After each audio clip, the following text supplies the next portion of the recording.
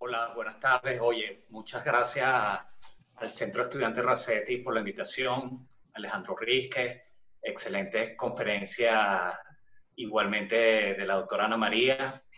Eh, Realmente da mucho orgullo saber que hay muchos venezolanos en todo el mundo haciendo un buen trabajo y dejándonos muy bien parados. Entonces, déjenme compartir la pantalla para empezar mi presentación. Y bueno, precisamente la presentación es sobre pruebas diagnósticas.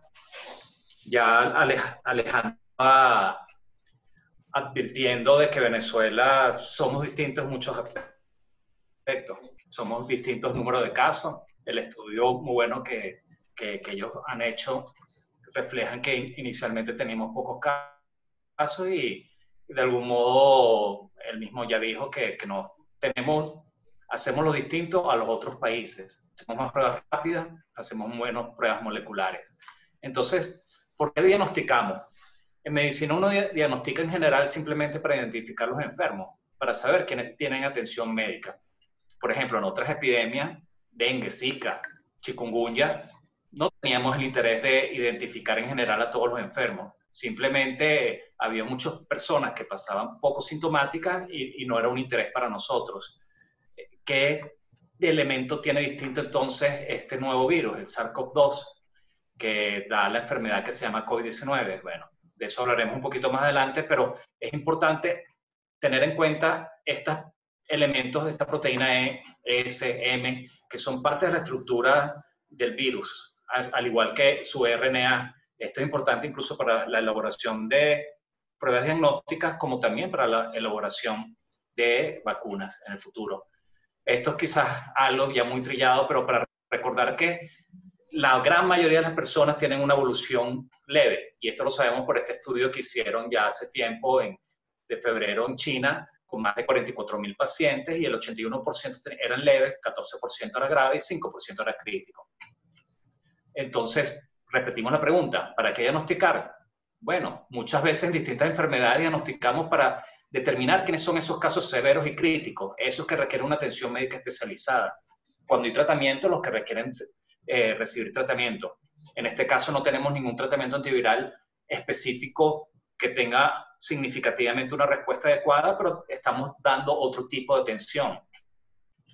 Entonces sabemos que dentro de la evolución de la enfermedad hay un periodo de incubación que puede ser de unos 12 días, un periodo sintomático y en los que eventualmente entra en el deterioro, que es ese 15%, y eventualmente un 5% que fallece, tienen una evolución que en días pueden llevar a disnea, síndrome respiratorio, requerimientos de terapia intensiva. Y bueno, en esa serie china el 50% de los que ingresaban a terapia fallecían, lo cual representa hoy en día eventualmente una letalidad entre 5 y 10%.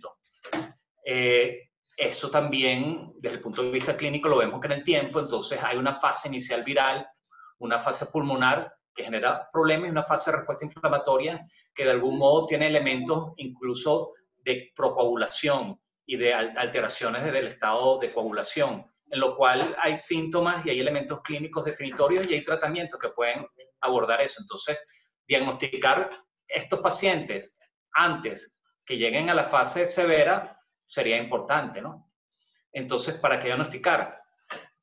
Si viemos con otra visión más epidemiológica, bueno, queremos diagnosticar, pero para evitar nuevos contagios y de alguna manera para evitar muertes.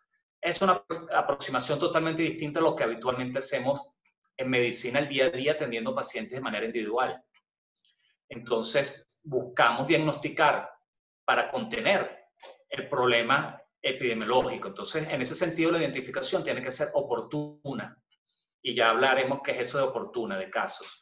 Hay que hacer un trazado de los contactos simplemente para establecer quiénes son los potenciales que pudieran enfermarse en un futuro. Y hay que tomar medidas de elemento. Y desde el punto de vista de atención médica, que ya era lo que estábamos hablando, los sintomáticos, establecer cuáles son los casos severos, incluso antes que lleguen a esa severidad, a esos casos críticos, antes que lleguen a ese elemento de crítico, de modo de atenderlos y prevenir lo que dice aquí abajo, evitar las muertes y de algún modo también evitar los nuevos contagios. Y con estas medidas en general, simplemente mejorar ese impacto epidemiológico que estamos viendo en en distintos países. Entonces ahí viene el punto. ¿Cuándo debemos diagnosticar? Si queremos evitar nuevos contagios y evitar muertes, ¿cuándo debemos hacer el diagnóstico? Entonces, si hacemos el diagnóstico muy tardíamente, por ejemplo, a este nivel, se nos está escapando un montón de pacientes que simplemente se contagiaron. Entonces, el tiempo es vital. Nosotros tenemos que contagiar lo más pronto posible. Y esta lámina bueno, también sale en Tomás Puello y él lo tomó de otra parte. Aquí tenemos en la barra horizontal simplemente las fechas en días, 2.5, 5, 7, y vemos aquí el número de infecciones que pueden producir. Y en azul se ve que el 45% de las personas que están infectadas y antes que manifiesten síntomas, están en una fase presintomático, contagian hasta un 45% de los casos en general. Y eso es relevante. Incluso el contagio ocurre 1 o 2 días antes de que manifiesten los síntomas. Y eso es relevante en general porque ¿quiénes están diseminando la infección? Estos pacientes, estas personas que no tienen síntomas. Aquí abajo se coloca sintomáticos que representan poco y los sintomáticos, pero fíjense que en el tiempo los sintomáticos empiezan a aparecer después de los 3, 5, 7 días. Y hay un elemento ambiental que incluso hoy en día la CDC hace poco ha reiterado que el aspecto ambiental no es tan relevante. Esta enfermedad se contagia de persona a persona por un contacto estrecho, por la expulsión de microgotas o eventualmente aerosoles, incluso hablando, cantando. Eso se ha establecido contagios a ese nivel y desde el punto de vista experimental se ha establecido que no es necesario toser o estornudar. Tú puedes estar muy bien presintomático, sin ningún tipo de síntomas y estar contagiando a las personas. Y eso es lo que hace que COVID-19 sea totalmente distinto a influenza y a distinto de otros elementos.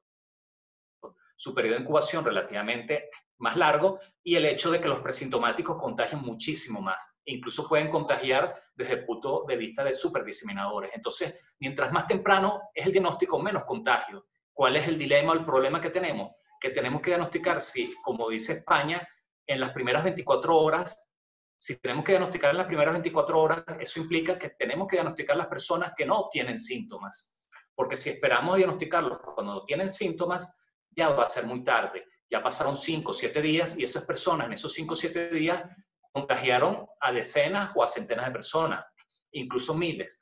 Recordemos el caso, el paciente 31 de Corea del Sur, que es esta señora que fue a distintas iglesias y contagió a centenares de personas y eso resultó miles de casos. Entonces, ¿qué pasa con el diagnóstico temprano? En los primeros días, el único elemento que puede salir positivo, porque aquí ponemos un punto de corte, es los estudios moleculares que determinan la presencia de ARN o RNA. Entonces, los primeros 5 o 7 días, simplemente el diagnóstico es molecular, mientras que el diagnóstico que depende de los anticuerpos, que salen aquí, IgM, IgG, ocurren tiempos después. Perdón, este es el típico periodo de ventana que incluso en VIH se ve. Simplemente el VIH, el diagnóstico recae muchas veces en la determinación de anticuerpos y es por eso que anteriormente era un periodo de ventana. Pero el VIH, y disculpe que estén mezclando las cosas, también hoy en día se ha adelantado el diagnóstico simplemente determinando el antígeno P24. Entonces, los antígenos son otras partículas, estructuras que en este caso el virus tiene presente y que se pueden diagnosticar incluso días antes. Pero si uno quiere hacer un diagnóstico temprano, el diagnóstico se centra principalmente en el uso de pruebas moleculares. Y esto es importante tenerlo en mente. Y es por eso que la Organización Mundial de la Salud establece que el único método diagnóstico para hacer y confirmar los casos de COVID-19 son métodos moleculares. En ningún momento las pruebas rápidas o las de detección de anticuerpos, las pruebas serológicas, se consideran adecuadas para una detección temprana de la enfermedad, que es lo que interesa. Entonces, de una manera rápida, dividamos las pruebas en 2 tipos, directas e indirectas. Directas las que determinan la presencia del virus en específico. Las pruebas moleculares tipo PCR-RT delimitan la presencia del material genético. El cultivo viral determina la presencia del virus que es capaz de contagiar. Y vamos a tenernos aquí un momento porque hay distintos estudios ambientales, incluso en animales, en gatos, por ejemplo, hasta un felino, un tigre, que consiguieron virus. Pero, ¿cómo lo consiguieron? Con método molecular. ¿Cuál es una desventaja de los métodos moleculares? Determina la presencia de ARN, pero no determina que ese virus sea vital. En cuanto los virus no son vitales, pero que tengan la capacidad de contagiar, que simplemente sean infecciosos, que tengan esa capacidad de generar infecciones. Entonces, por eso hay distintos estudios que han determinado, incluso han hecho cultivos virales con las personas hablando, tosiendo, y han visto cómo usando distintos tipos de tapabocas se genera una mejor protección con distintos tipos de tapabocas más que otros. Entonces, simplemente el determinar la presencia de material genético no es suficiente. Ojo, los cultivos virales tienen una complejidad que no lo hacen que sean ampliamente usados en distintos tipos de laboratorios ni países. Pero desde el punto de vista experimental, está respondiendo muchas preguntas que todavía se tienen con este tipo de problemas. Y el antígeno viral, bueno, delimita presencia de elementos virales distintos al ARN en el caso del SARS-CoV-2, que es ARN. Y las pruebas indirectas miden de manera indirecta la presencia del virus. ¿De qué modo? Son estudios serológicos, o sea, estudios de suero, de sangre, que simplemente determinan principalmente la presencia de anticuerpos. Para la audiencia que no sea eventualmente médico, los anticuerpos se dividen en dos tipos. IgM son los que aparecen tempranamente en el tiempo, a los pocos días de la infección, e IgG suelen aparecer un tiempo después y son los que quedan un tiempo después generando protección. Entonces, es importante entender que esta diferencia IgM y IgG, cuando uno lo ve desde el punto de vista diagnóstico, pueden decir si la infección es relativamente reciente o si la infección ya tiene tiempo en evolución. Hablemos de las pruebas moleculares y PCR-RT. ¿Qué significa eso? Eso es la reacción de la cadena de polimerasa, en sus siglas en inglés, y RT es transcriptasa reversa realmente. ¿Por qué? Porque las pruebas de PCR que normalmente nosotros conocemos habitualmente solo sirven para DNA o ADN. Entonces, gracias a los avances que el mismo VIH generó, se ha usado la transcriptasa reversa y se puede transformar un virus, material genético RNA a DNA, y una vez que es DNA, se hacen los métodos moleculares habituales de PCR y se hace la amplificación. Y así se hace el diagnóstico. Esto tiene una variante. Hay algunos que usan una especie de proof o prueba que tienen una capacidad de simplemente generar cierta fluorescencia. Cuando hacen la reconstrucción de las cadenas, se eliminan esas especies de proof y eso da una fluorescencia. Esa es la PCR, que la llaman en tiempo real, porque se tiene la capacidad de esa fluorescencia con equipos distintos a los termocicladores habituales con que se hacen este tipo de pruebas moleculares, detectan la fluorescencia en tiempo real. Entonces hay que entender que la PCR en tiempo real también hace el diagnóstico de COVID-19, pero son equipos más sofisticados y que tienen la posibilidad de cuantificar. Y por eso también las llaman a veces qPCR, por esa Q de cuantificar.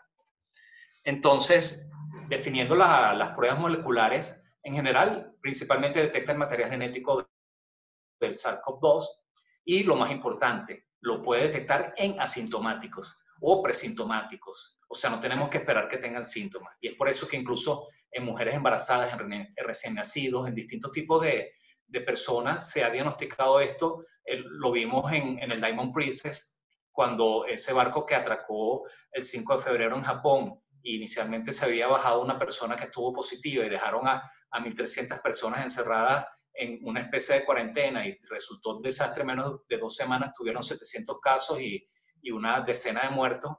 Entonces, definitivamente entendieron que esto es muy contagioso y también entendieron que muchos, el 50% de esos que diagnosticaron, cuando lo diagnosticaron no tenían síntomas. Entonces, no debemos esperar a que tengan síntomas para hacer el diagnóstico si queremos tener una contención.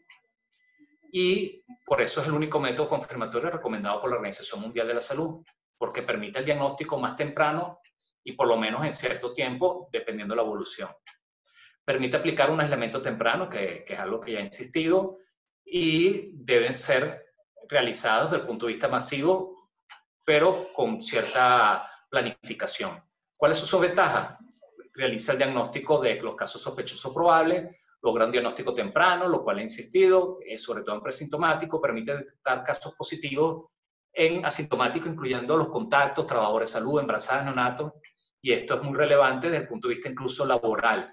Ahí está hablando de cómo escalar eventualmente las medidas de de supresión o estas medidas de cuarentena, y las pruebas moleculares son relevantes para llegar a eso.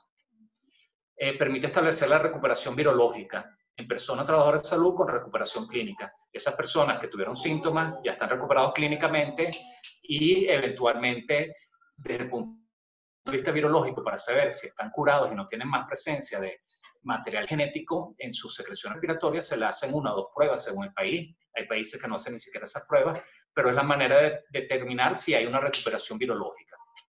Adicionalmente, permite detectar o descartar presencia de SARS-CoV-2 a nivel experimental en estudios clínicos o en otras muestras menos habituales. Ya se sabe por eso que el virus ha estado en heces, en sangre casi que no hay, en orina tampoco, pero ha permitido incluso la presencia en semen, que en algunos estudios se lo consiguieron, en otros no. Pero bueno, eso permite para ello, incluso a nivel ambiental, que es el siguiente punto. A nivel experimental determina su presencia a nivel ambiental. Y lo más importante es que permite cuantificar la cantidad de virus, ya sea para interés clínico o experimental. Incluso nos acordamos de esos primeros estudios que hicieron en Francia de la hidroxicloroquina y que determinaron que simplemente el virus disminuía en cantidad desde el punto de vista de cuantificación simplemente con este tratamiento. Y bueno, después otros estudios no demostraron beneficios. ¿Cuáles son las desventajas de las pruebas moleculares? Que no delimita la viabilidad viral, simplemente ni el potencial de infectividad que pueden tener. Dice que hay material genético ahí presente, pero no necesariamente ese material genético implica que el virus pueda infectar. Son pruebas más costosas que requieren laboratorios especializados en general. Ya hablaremos un poquito de ciertos avances, y personal capacitado, lo cual lo hace menos accesible. Los resultados pueden tardar incluso mucho más de 24 horas, pero por factores inherentes a la operatividad, porque muchas veces uno piensa que se coloca la muestra en una máquina y eso hace todo. No, hay una operatividad desde el punto de vista que es laborioso, incluso para las fases iniciales de extracción del material genético. El material genético viene contaminado con proteínas, con otros elementos, y hay que extraer ese material genético para ser procesado. Y eso suele ser laborioso y lleva cierto tiempo y requiere cierto personal entrenado. Si es una prueba que está procesando, quizás no es problemático, pero si hay una acumulación de pruebas y tienen que procesar 100, 200, 300, 1000, por supuesto que se satura. Puede resultar negativo por una muestra tomada de manera inadecuada o manipulada inadecuadamente. Su sensibilidad varía del tipo de muestra, y de eso, de hecho, bueno, hay una lámina más adelante, pero por eso incluso hoy en día están tratando de tomar muestras en 2 sitios. Como para aumentar la sensibilidad al respecto. Entonces toman muestras nasofaringias con muestras eventualmente orales o incluso de saliva para buscar mejorar la sensibilidad al respecto.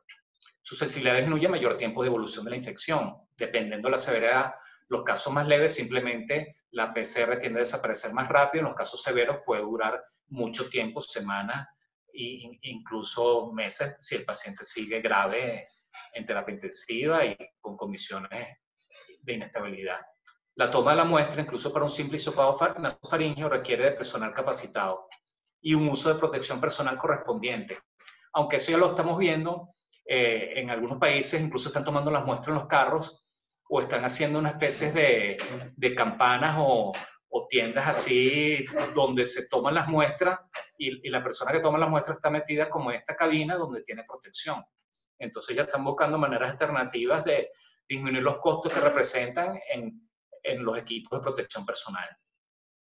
La pregunta importante es entonces, ok, la PCR estamos convencidos que es la mejor prueba que hacer, pero ¿cuántas debemos hacer? A nivel poblacional se ha establecido que debe ser por lo menos del 10% de los positivos, incluso menos del 3%. Me explico. Eso significa que si hacemos 100 pruebas en el laboratorio, menos de 10 deberían ser positivas. ¿Y por qué? Porque si tenemos 50 positivas, eso significa que estamos diagnosticando a las personas que están evidentemente enfermas y estamos dejando escapar a los presintomáticos, los asintomáticos. Desde el punto de vista diagnóstico individual, que fue las primeras láminas, ok, es importante esa persona que está hospitalizado estar seguro que tenga COVID. Pero desde el punto de vista epidemiológico, nos interesa detectar lo más temprano posible. Si estamos haciendo pocas pruebas y tenemos una 50% de positividad, simplemente eso nos está diciendo, mira, solo están limitados a estudiar a los que están enfermos. Y eso epidemiológicamente no está frenando la evolución del problema. El trazado de contactos y personas con mayor riesgo debe estudiarse entonces de manera masiva. Y eso es importante, el aspecto de trazado epidemiológico. Entonces aquí vemos una tabla también de esos artículos de Tomás Cuello, donde para abril, del 20 de abril, Brasil tenía una tasa de positividad del 61%. Eso significaba que de cada 100 pruebas moleculares que hacían, 61 le estaban saliendo positivos. Eso decía que Brasil para ese momento, y por eso lo ponen en rojo, estaba haciendo muy pocas pruebas. ¿Quiénes eran los países que estaban en verdes? Que tenían en este caso menos del 4%. India, Islandia y, por ejemplo, Nueva Zelanda, que Nueva Zelanda logró controlar, aunque es una isla, ha logrado controlar muy bien su epidemia. Pero también tenemos Hong Kong, Vietnam. Estos países son los que están haciendo más pruebas.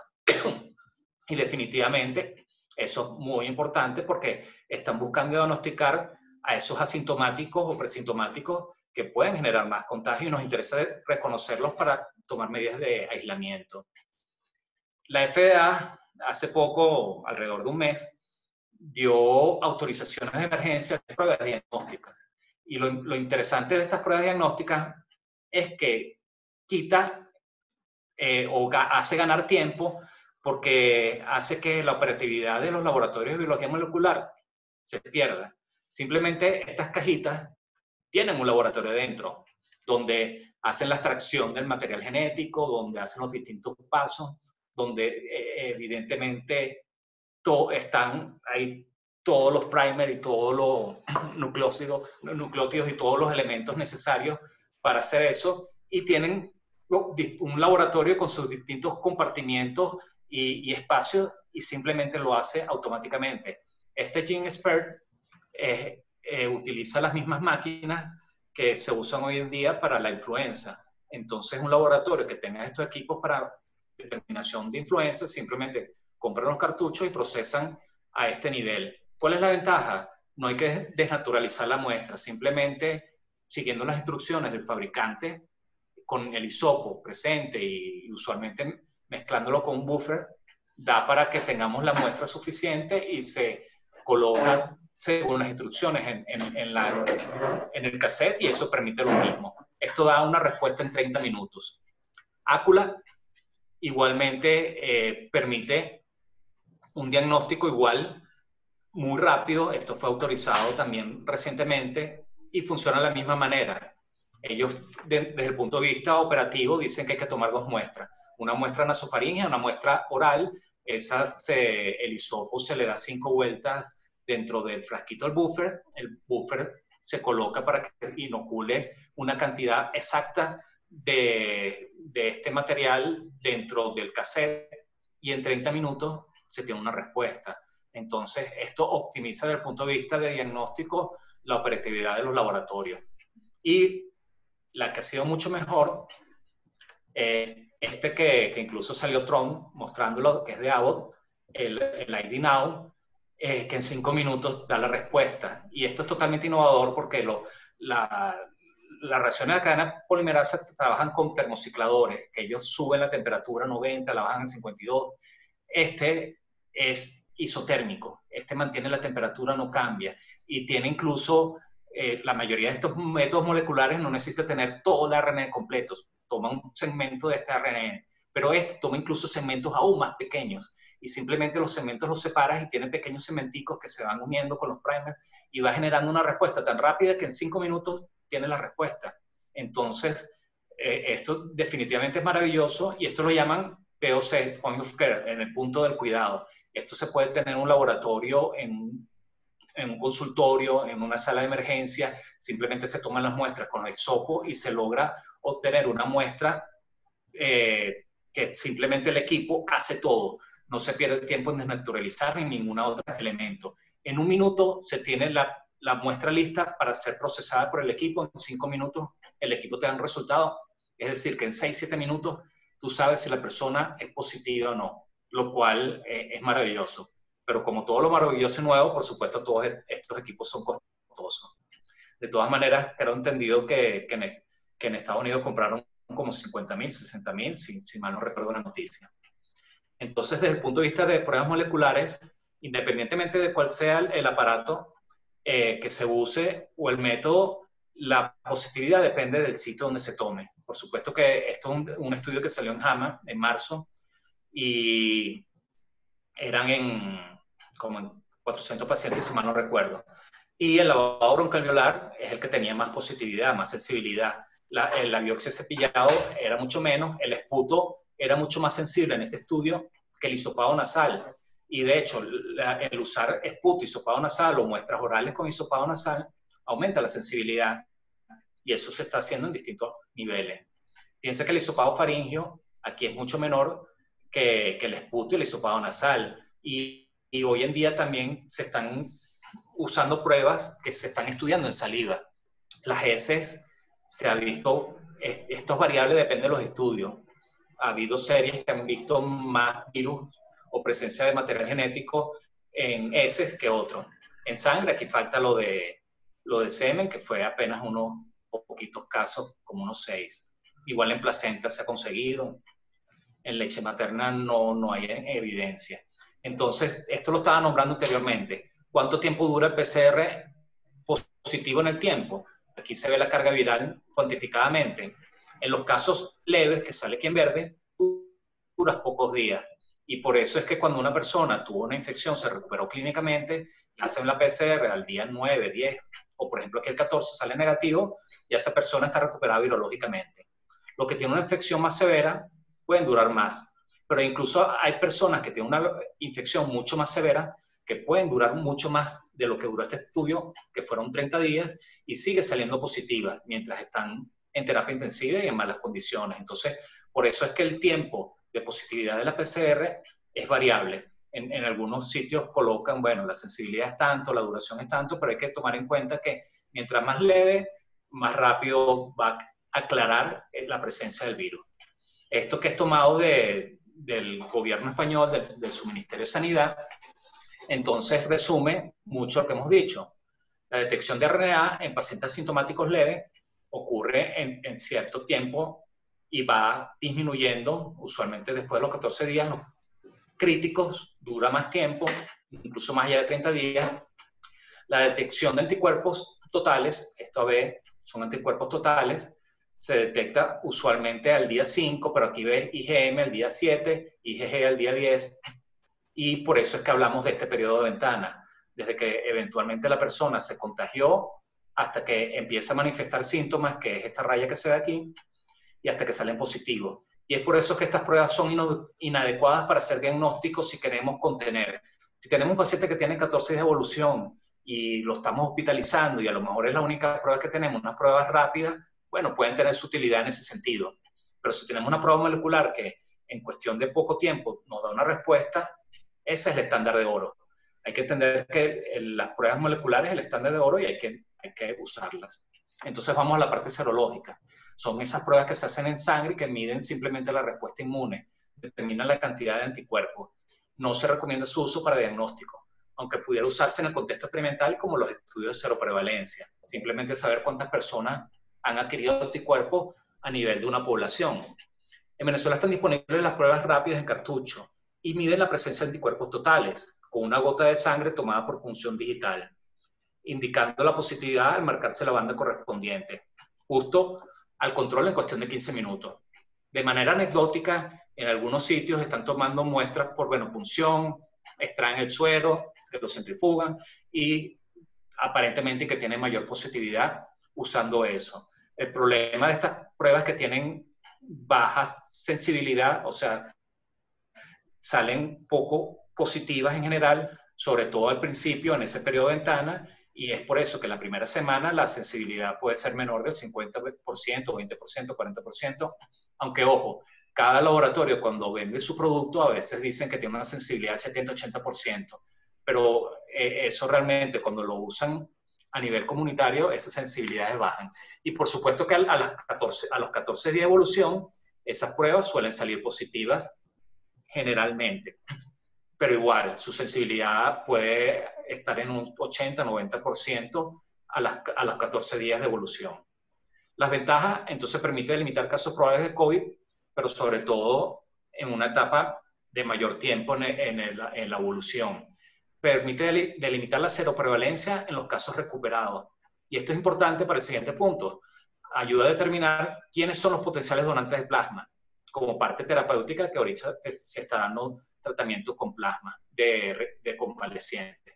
Se puede hacer en el sitio de cuidado, o sea, point of care, a nivel comunitario, sin necesidad de grandes recursos y con una capacitación muy sencilla. Y es poco costosa, porque ya vemos que estos nuevos aparatos que son muy costosos, la capacitación es muy sencilla, porque prácticamente no hay un elemento laborioso. Cualquiera puede introducir el esopo, darle vuelticas y colocar eso, con una capacitación suficiente, pero es muy costoso. Esto también es muy sencillo y cualquiera con cierto entrenamiento puede hacer la punción y tomar la muestra. Tiene un valor predictivo positivo muy alto. Eso significa que cuando sale positivo, realmente debe ser COVID. ¿Por qué? Porque los coronavirus de relevancia médica, el MERS, el SARS, por lo menos en Venezuela no hemos tenido casos de eso. Los que producen otros betocoronavirus que producen resfriado común, como el HKU, que es de la Universidad de Hong Kong 1, o el OC43, ellos de algún modo parecieran que no dan reacción cruzada, porque sus anticuerpos duran muy poco tiempo. ¿Cuál es la serológica? Por detectar anticuerpos tiene un periodo de ventana, que ya he insistido en ese aspecto. Su positividad también depende del grado de severidad de la infección. Esto es importante porque esto se ha extrapolado de estudios, sobre todo que se hicieron en Corea del Sur con MERS. MERS, recordando, ocurrió principalmente en Arabia Saudita, en Jordania, en 2012. Y a partir de entonces se ha mantenido endémicamente en esa región. Pero en Corea del Sur hubo un brote en el 2015 y eso permitió a ellos estudiar mucho de MERS. Y parte de los estudios que hicieron fueron los estudios de anticuerpos. Y ellos determinaron que MERS, los anticuerpos en las infecciones leves, eran de poca intensidad, incluso podían salir negativos y eran de poca duración. Y solo en los casos severos, esos anticuerpos duraban más tiempo y eran mucho más intensos.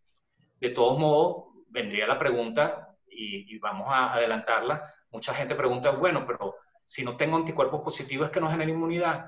Oye, cualquier persona que se infecte de esto y no se muera, o cualquier persona que se infecte de esto y tenga una evolución leve o incluso sintomática, tiene muy buena inmunidad. Porque definitivamente al tener tu inmunidad, eso permitió que tu defensa no controlara la infección a tiempo. Entonces pensar que uno no tenga inmunidad porque no tenga anticuerpos es algo que de algún modo todavía está en estudio. Porque se sabe que la respuesta inmune tiene un aspecto celular y un aspecto humoral. Y simplemente la ausencia de anticuerpos no necesariamente indica ausencia de respuesta inmune. Aunque, retomando esos estudios de MERS, se sabía que los anticuerpos duraban usualmente 1 año o 2 años. Esa es la especulación que se tiene hoy en día con los anticuerpos en SARS-CoV-2, con el COVID-19, si eventualmente durarán tiempo o no, y sobre todo en el aspecto de la inmunidad. Y bueno, aquí dice que la sensibilidad es muy baja, cosa que ya habíamos hablado. La positividad y calidad de la prueba puede depender de los antígenos utilizados. Si se recuerdan la primera lámina, hay algunos que están usando la proteína M, la proteína S, la proteína E, y eso da variaciones en cuanto a sus resultados. Hay algunas que son mejores que otros. Y eso tiene relevancia también porque algunos tipos de anticuerpos neutralizantes suelen estar más relacionados con las S, tienen menor cantidad que otros que están relacionados con la proteína M y que no necesariamente son neutralizantes. Pero esos son todavía elementos especulativos que se están buscando ampliar y dentro de la audiencia está Flor Pujol, que bueno, nos podría profundizar en esos aspectos y lo ponen a uno a sufrir con una audiencia de tal calidad. Y bueno, en general estas pruebas todavía no tienen estudios de validación, por lo que su uso se recomienda en el contexto de estudios experimentales de seroprevalencia. ¿Y cuál ha sido el estudio? Bueno, esto es lo que estaba hablando de los anticuerpos neutralizantes, esto es en distintos tipos de pacientes, y se determinaron distintos niveles de anticuerpos neutralizantes en distintos casos hoy en día en COVID-19. O sea que sí se ha determinado, pero lo que les iba a decir, estudio de seroprevalencia. España está haciendo un estudio de seroprevalencia. La primera fase lo está haciendo por pruebas rápidas. La segunda fase, que va a ser en 21 días después, lo va a hacer por estudios serológicos por venopunción, con métodos de ELISA, que suelen tener mejor sensibilidad que las pruebas rápidas de detección de anticuerpos. Esto es una sorpresa para muchos porque de manera global la prevalencia en España fue un 5%, y uno dice, wow, después de todo ese desastre de cantidad de casos y muertes, apenas un 5% global. Bueno, regionalmente hay áreas que tienen 14%, 10%, 12%, pero sigue siendo poco para el impacto, y sobre todo cuando la doctora hablaba de Suecia, y Suecia dice, bueno, nosotros queremos llegar a una protección de rebaño 60% con inmunidad adquirida simplemente sufriendo la infección. Y uno dice, bueno, para que España llegue a un 60% tendría que sufrir 5 o 6 veces más este desastre de lo que he vivido en esas ondas que ella mostraba de Sidra. Entonces, eventualmente de esas posibilidades que puede ser en el futuro. Bueno, este mismo estudio, de algún modo, extendieron con los casos sospechosos, más o menos estimando, y calculan que de 14 puede ser un 19, un 20%. Pero bueno, supongamos que tenga un 20%, todavía sigue siendo muy bajo para las pretensiones que todos tenemos. Por supuesto que la vacuna es lo que muchos anhelan, pero eso no es tan rápido. Entonces, ¿qué significan las pruebas en general? Si sale todo negativo, PCR, IgM, IgG, no tienes esto por los momentos, ¿no? Si sale PCR positivo, estás en incubación asintomático en la parte inicial. En el periodo de ventana suele ser lo único que sale positivo. En la fase temprana, IgM es lo que sale positivo, la PCR. En la fase activa, pero ya con tiempos adicionales, ya la IgG empieza a aparecer. Y en la fase tardía, pero que todavía la persona virológicamente tiene el virus, sale la PCR positiva y la IgG positivo. Ya la IgM desaparece. Cuando está curado, por supuesto el PCR sale negativo y solo queda la IgG. Pero hay la incógnita, y mucha gente dice, oye, yo tuve PCR y salió negativa, me hice los anticuerpos totales o los anticuerpos específicos con IgG y me sale negativo. ¿Significa que no quedé protegido? Todavía hay muchas preguntas al respecto, pero si te recuperaste una infección donde un 5% de las personas se están muriendo, definitivamente tuviste inmunidad como para permitir que te recuperaras. Falso negativo en fase temprana, bueno, si sale alguno solo de estos, son falsos negativos en la fase temprana. La PCR es lo que determina, y es un falso negativo que puede estar en general por una toma de muestra inadecuada o porque simplemente el virus no se está expresando ahí de la manera suficiente.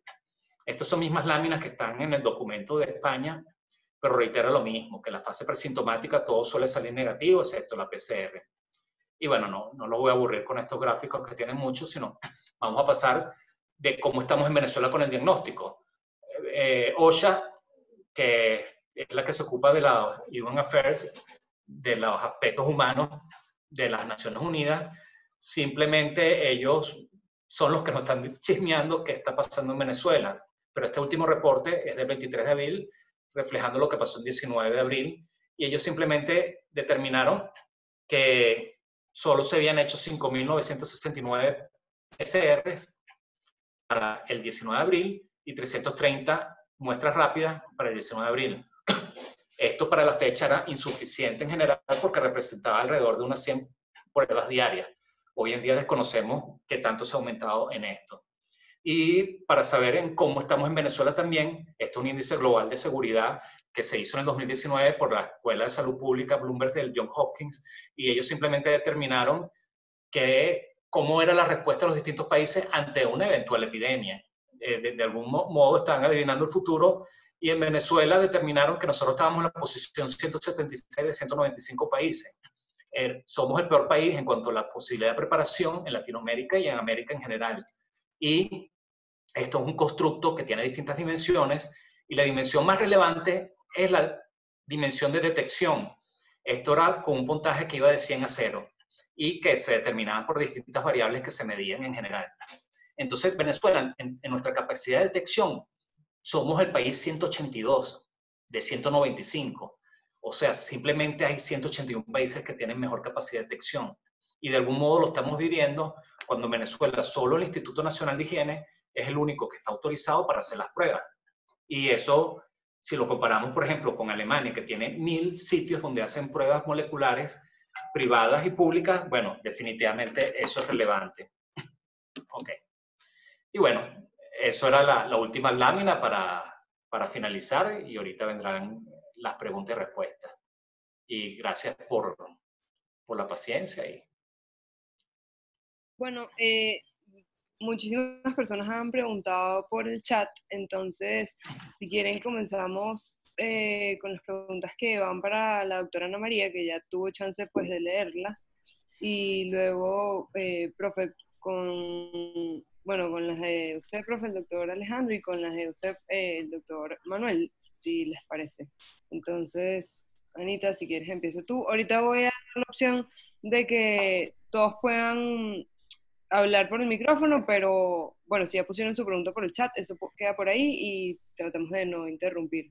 Yo creo, Male, que mejor lo dejamos así, que sea por escrito, y si quieres tú vas anotando y nos vas diciendo las preguntas que van saliendo si nosotros estamos hablando, porque si no se va a volver un desastre de muchas, 200 personas hablando. Dale. Seguimos así entonces. Bueno, yo tengo aquí unas preguntas que fui anotando. Carla preguntó que si eso quiere decir que Brasil superó los casos confirmados que los que hubo en China, y sí, China, la verdad es que la cantidad de datos que mucha gente está un poco cuestionando la veracidad de los datos de China, especialmente después de ver cómo afectó al resto del mundo y ver el impacto que tuvo en otras regiones, pero la cantidad de muertos bueno, no sé si está hablando de casos totales o de la cantidad de muertes totales. La cantidad de muertes fue como 4.000 en China, y en Brasil ya llegan como a los 18.000. La cantidad de casos, pues mucho mayor que China también. Es así, no me sé los números, pero mucho más grande. Otra pregunta que había por ahí, bueno, pero creo que esta es para el doctor Rísquez. ¿A qué se debe el crecimiento exponencial reciente en Venezuela? Preguntaron sobre la tasa de letalidad y su relación con los testeos, y es que la tasa de letalidad tiene de denominador la cantidad de casos confirmados, y ese número depende de cuántas personas, o sea, del nivel de testeo que estás haciendo. Si tú estás testeando 100 personas solamente, pues tendrás ahí a 100 personas con diagnóstico, pero si tú testeas a toda tu población, entonces tienes a toda tu población. Y el doctor Figuera respondió muy bien, que lo quiero recalcar para que le quede a todo el mundo, que la tasa de mortalidad, como es en relación al número de habitantes, permite comparar entre países y es un poco más certero con respecto a los muertos arriba, el número de muertos arriba, y abajo el número de habitantes. Entonces no depende tanto del número de testeos, sino más bien a la cantidad de muertes por coronavirus, que si bien no sé, capaz y alguno de los otros ponentes puede decir, no se ha definido, y esto es algo que la comunidad internacional médica debe definir pronto, qué es de verdad una muerte por coronavirus. O sea, cómo es patológicamente, un consenso mundial, digamos, de qué es lo que dice que esta persona de hecho sí murió debido al coronavirus, y no solamente que tenga el diagnóstico positivo y que haya muerto por un infarto, pero tenía coronavirus. Entonces, eso es un debate que se está haciendo todavía. También preguntan que el tercer escenario, ¿cuál era? El tercer escenario es el que tenemos el pico de ahorita y luego vienen unos pequeños bailes, como dice el artículo de Tomás Cuello, pequeños bailes, que son pequeñas subidas y bajadas en el número de casos. Sin embargo, esto no sucedió en ninguna pandemia anterior de influenza, que es con la que la están comparando por las similitudes que hay entre este coronavirus y los virus de influenza. No ha sucedido, pero bueno, esperemos que sea lo que suceda, porque la verdad es que es la que mejor nos deja parados como una humanidad. Después preguntan también, bueno, por las redes sociales los expositores, que después las dirá Male, supongo, las colocaremos. Casos de contagio, eso lo comentará supongo que el doctor, casos de contagio por mucosa ocular. Me preguntaron sobre una comparación entre Suecia y Noruega. Noruega y Suecia, para quienes no saben, son países nórdicos y comparten una frontera muy extensa, y han tenido enfoques completamente diferentes en esta pandemia.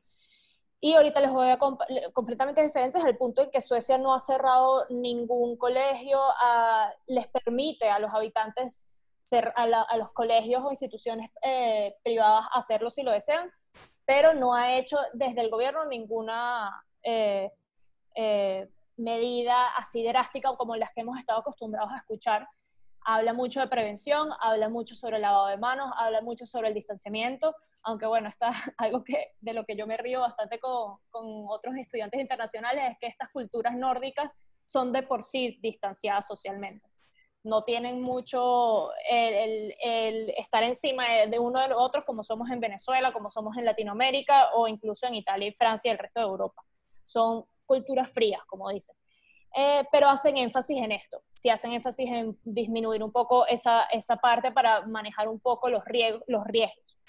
¿Qué sucede? Pues vemos que Noruega tiene por millón de habitantes 43 muertes por millón de habitantes, mientras que Suecia tiene 380 muertes por millón de habitantes.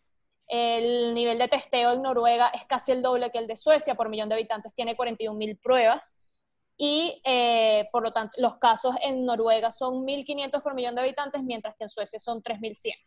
Y este ejemplo también lo quiero, como creo que es la última pregunta de las que vi, Male, corrígeme si hay otras que no he visto, pero yo creo que esta es quiero enfocarme un poquito para explicarles a las personas que lo están oyendo cómo digerir un poco la información que les llega.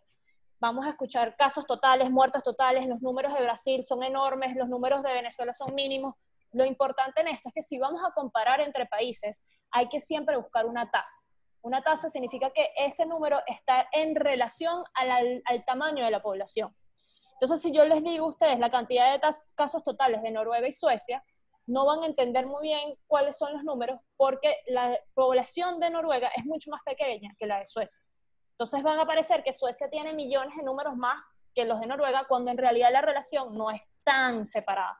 Sin embargo, en este caso, pues sí lo es. Noruega tiene menos casos por millón de habitantes, tiene menos muertes, y eso, a mi parecer, está relacionado a las medidas que han tomado, porque su meta, como bien dijo el doctor, no es alcanzar rápido la inmunidad comunitaria o la inmunidad de manada, sino prevenir el contagio de su población. Y, no sé, comprar tiempo para que mejore la tecnología, para que mejore las maneras de tratarlo, para que sepamos un poquito más del virus más adelante y ver cómo reaccionamos más adelante. Y bueno, para ponerlo un poquito en perspectiva, como son dos países que la gente no suele escuchar mucho, Noruega y Suecia, no estamos muy a mano de cuál es en verdad el impacto que entonces ha tenido en la sociedad, les digo que entonces en Italia la cantidad de muertes por millón de habitantes es de 535 muertes por millón de habitantes, mientras Noruega 43, Suecia 380, o sea que está algo elevado. Alemania tiene 98 por millón de habitantes, y los dos países de estos 4 que he nombrado que más han testeado, pues son Noruega y Alemania, que va de la mano con lo que les comenté de la inversión que están haciendo estos países, y pueden hacerla en inyectar a la salud pública, inyectar la cantidad de test que están haciendo, como comentó el doctor Figuera, la cantidad de laboratorios que pueden hacerlo, la cantidad de personas a las que se les hace pruebas diagnósticas. No sé si hay otra pregunta por ahí. Déjame ver abajo. Referente a lo dicho por la doctora María, por el doctor Manuel, dos denuncias del sábado, unas denuncias, después las leemos, Douglas. ¿Se escucha ahorita? Sí, se escucha. Sí, se escucha. No veo... ¿Aló? Creo que no hay más preguntas para ti, Anita. Las que quedan son... Okay. Ah, bueno, te acaban de mandar una. Si quieres, le damos chance al doctor Manuel que vaya respondiendo mientras tú vas terminando de leerlas. Sí, perfecto. Listo. ¿Aló? ¿Aló? Creo que Alejandro quería hablar. ¿Me están escuchando? Ok, ¿No me están profe. escuchando? Sí, profe. Sí, me estamos escuchando. ¿Se escucha? Sí, profe. Ok. Bueno, habían pocas preguntas con respecto a la parte del comportamiento de la epidemia.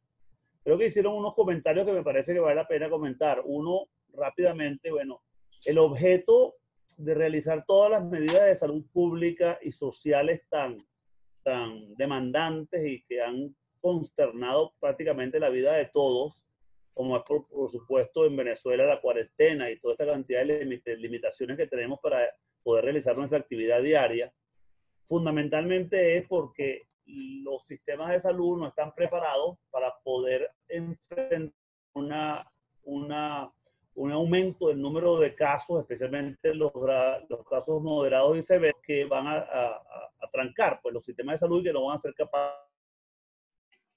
Los países tienen diferentes niveles de salud y vimos que hay lugares del mundo donde, a pesar del número tan importante de casos, pudieron resistir. Un caso fue el estado de Nueva York, que tuvo en un momento dado riesgo de colapsar, pero pudo resistir a pesar del número de casos. Pero lo más importante de todo es la pregunta sobre qué es más importante. ¿Tenemos el diagnóstico o tenemos la prevención o tenemos el tratamiento?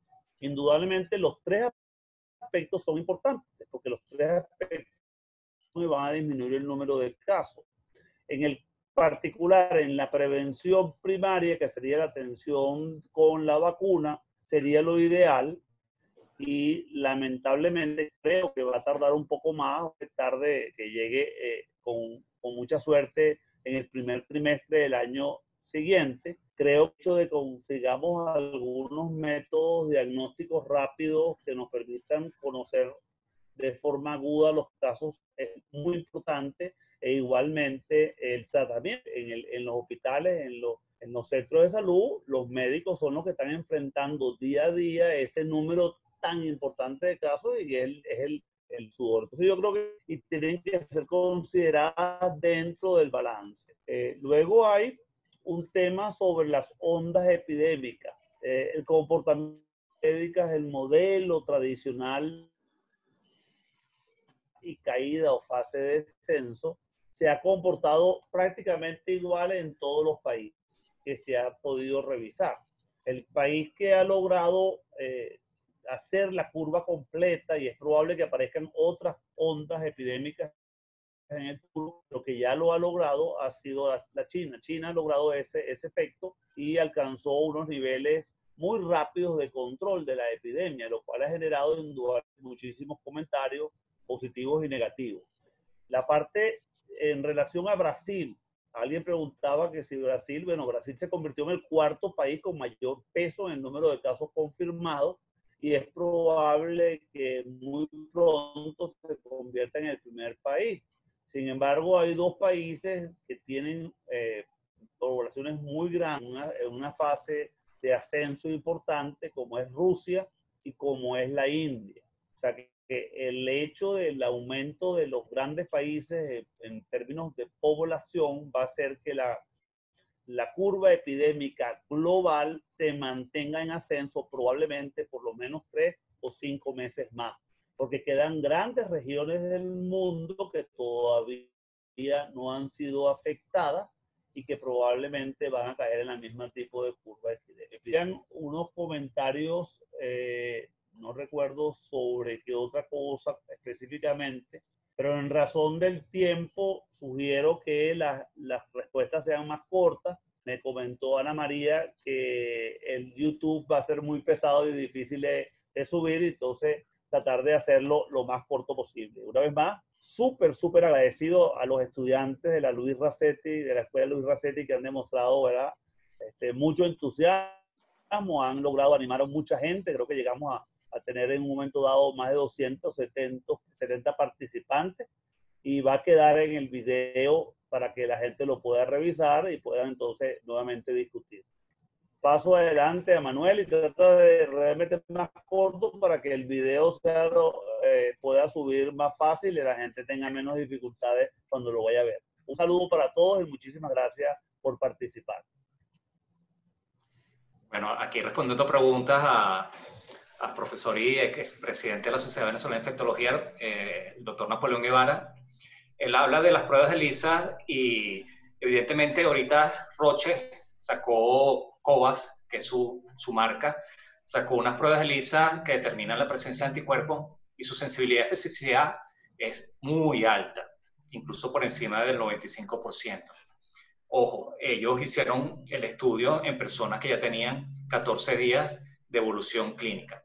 Entonces, definitivamente esas pruebas serológicas son muy buenas para estudios de seroprevalencia. Esa respuesta la vamos a saber cuando España haga su segunda fase de estudios de seroprevalencia y a lo mejor determine que tuvieron una mayor positividad.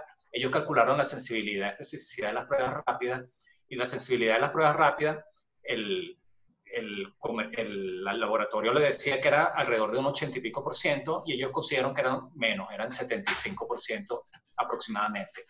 Entonces simplemente fue menor la sensibilidad que consiguieron en campo. Ahí preguntaron también de por qué el valor predictivo positivo es tan alto. Bueno, el valor predictivo positivo se calcula con los verdaderos positivos y en el denominador verdadero positivo más los falsos positivos, y simplemente es porque los falsos positivos son muy pocos.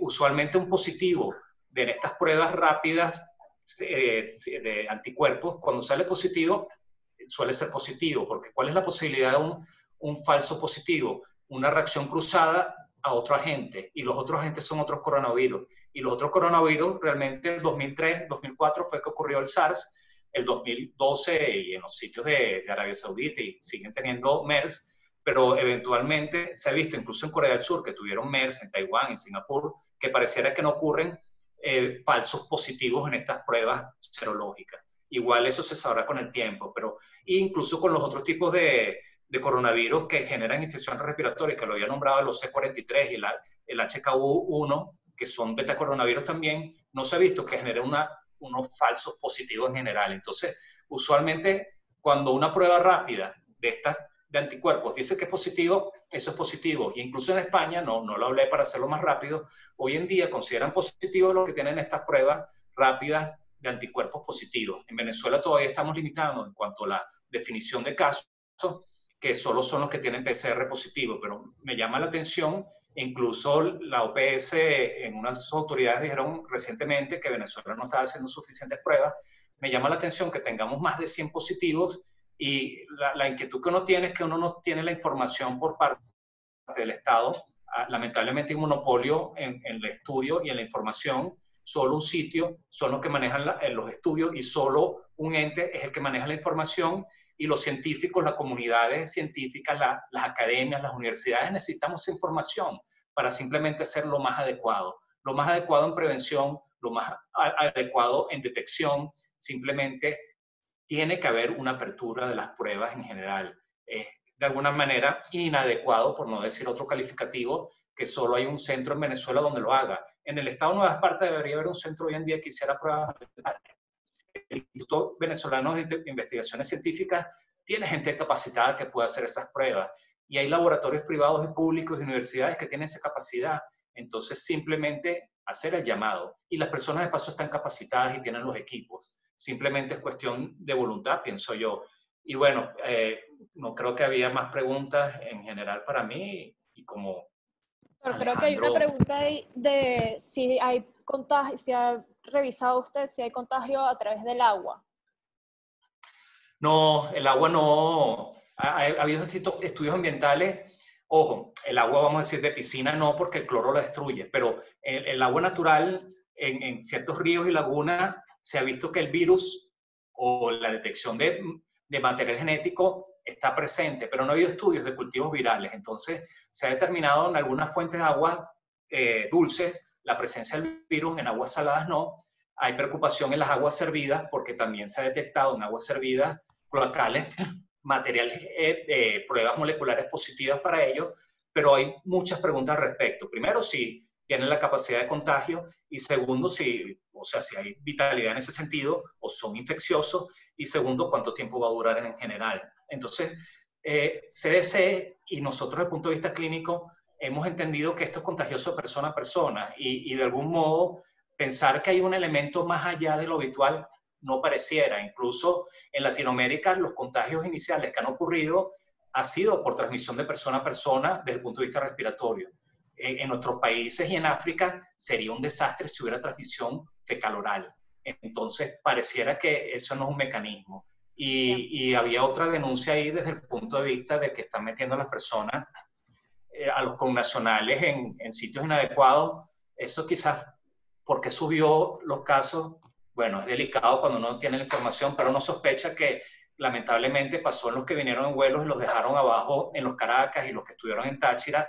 Simplemente las condiciones no fueron adecuadas por cierto tiempo, las personas se molestaron y los liberaron. y quizás muchas de esas personas los liberaron solo con pruebas rápidas, las cuales eran inadecuadas. Y a pesar que hicieron un seguimiento in situ en sus localidades, probablemente eso no fue suficiente. Entonces existe preocupación que quizás este repunte que estamos viendo ha sido por los eventos que no se hicieron quizás relativamente bien hace 2 o 3 semanas y que ahorita sí se tiene que hacer bien. Lo que esperemos que no sea tarde, porque COVID-19 se comporta como un incendio, como los incendios australianos. Cuando ya el incendio está muy prendido, lamentablemente a veces es muy tarde atacarlo. Entonces esperemos que no sea tarde, pero ese crecimiento que tenemos en 4 días, que es la misma cantidad de casos, 190 casos en 4 días, es lo mismo de 36 días anteriores. En los 36 días anteriores fueron 188 casos.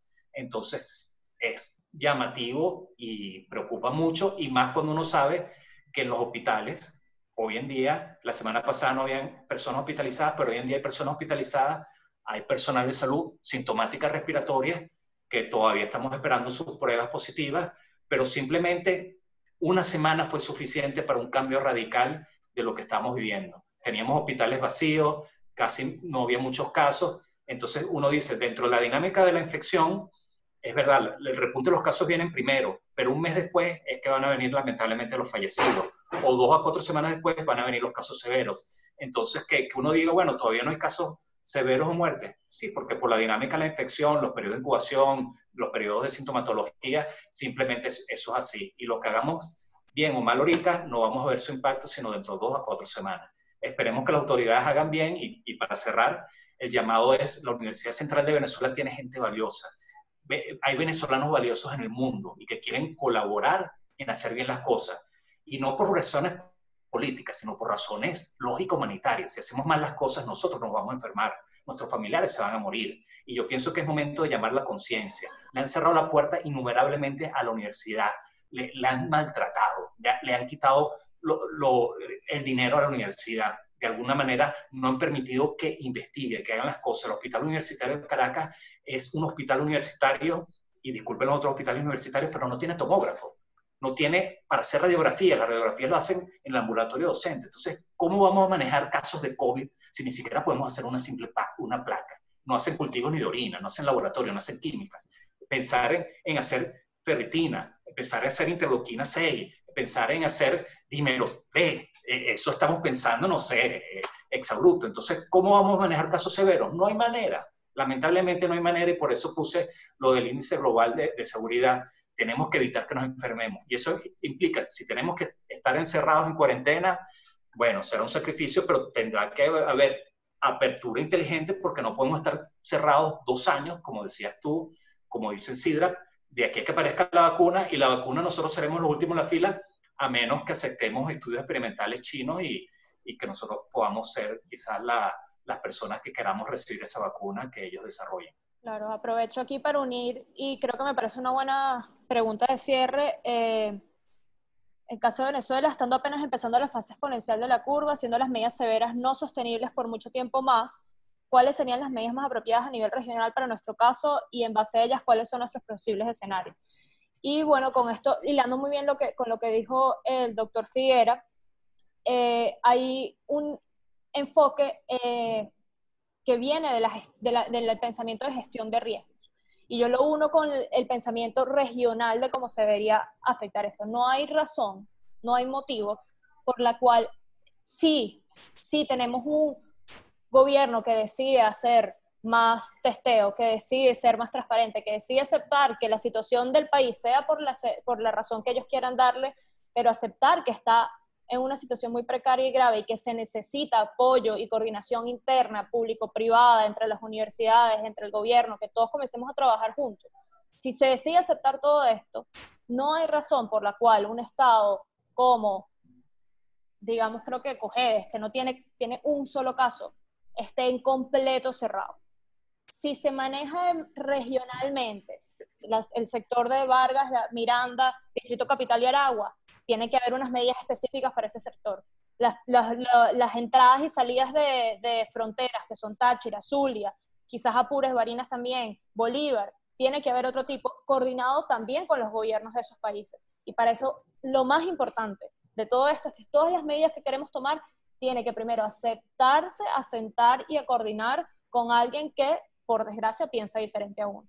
y aceptar la transparencia. Y eso yo creo que es la piedra de tranca, y lo que más daño va a hacer en Venezuela es justamente la falta de transparencia que tiene el manejo que se le está dando en este momento. Hay más preguntas que respuestas, y pues la falta de coordinación tanto interna como internacional que va a tener el gobierno, que solamente acepta ayuda pues de sus aliados internacionales, Rusia, China, Irán. Y eso es pues mi opinión personal, y algo que es reflectivo para todos, una nota con la que nos podemos quedar.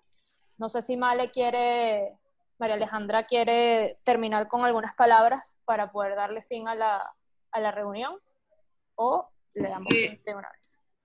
Bueno, nada, una vez más agradecerle a todos por su participación. La verdad es que desde el Centro de Estudiantes, pues, y hablando en nombre del UCB, nosotros seguimos comprometidos con la investigación en aras pues del progreso y del conocimiento para sacar este país adelante. Este tipo de iniciativas seguirán, y bueno, a los profesores de nuestra universidad y de todas las universidades, pues les damos muchísimas las gracias por su vocación y por ser partícipes de este tipo de actividades que sin duda son sumamente ricas en contenido para nosotros y bueno, y para todos los que estén interesados en el tema. Gracias a los doctores Manuel y al doctor Alejandro, gracias a Anita también, doctora, lo que pasa es que ella es amiga mía, entonces no me acostumbro. Y bueno, esperamos encontrarnos con ustedes en nuestras próximas conferencias. Las redes se las dejé por el chat, de todas formas se las puedo repetir: @CERracetti es la del Centro de Estudiantes Racetti, @marc.anita es la de la doctora Ana María, @Rizquesa, la del doctor Alejandro, y @Manuel Enrique Figuera, la del doctor Manuel. Entonces, bueno, cualquier duda que tienen, si se quedaron con alguna pregunta, la pueden hacer a través de las redes, vamos a estar pendientes de responderla. Y si él está grabado la conferencia, se va a montar en el canal de YouTube, y cuando esté listo lo vamos a publicar también por las redes sociales. Entonces, bueno, muchísimas gracias y hasta aquí.